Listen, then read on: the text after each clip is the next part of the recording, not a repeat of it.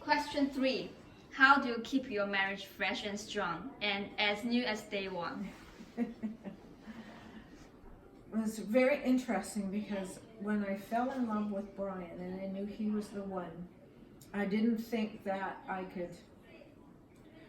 my love could be any stronger than it was already at that time. But as the years have gone on, and we're going to be coming up 49. I was going to say in a couple years. That's how we keep the marriage fresh and strong.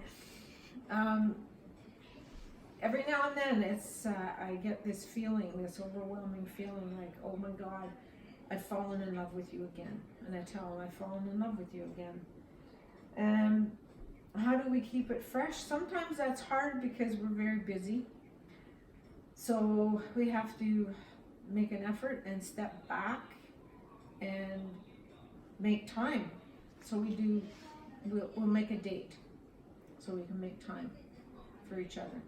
And like I said, that's not always easy. We don't have a perfect marriage. I would never say that we did, but and I think it's healthy to have disagreements.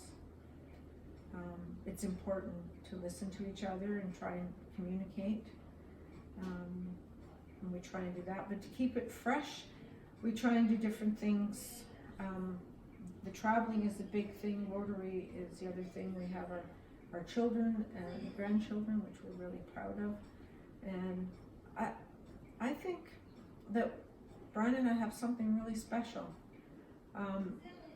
It was said before that when we first met each other, we became friends, good friends, fell in love, became soulmates. And I think that's a really important part, is that we knew each other very well before we decided to get married. And we worked at it. We worked at the relationship. I think a lot of time, young people, when they get married, things get rough and they just want to pack it in. So it's a job, and it's something that we both want.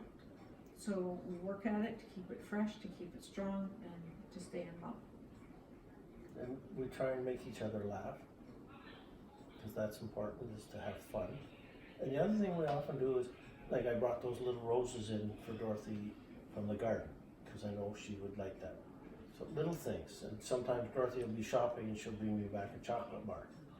Or the other thing that we always do too, if Brian goes away for even one night, or if I go away, we each write each other a note. And if he's the one that's going away, I'll hide it in his suitcase.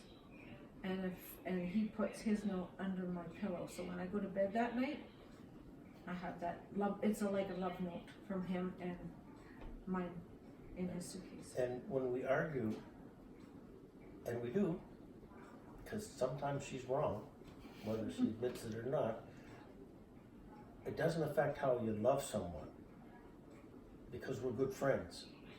So I can be mad, but I'm not mad at her, I'm just mad.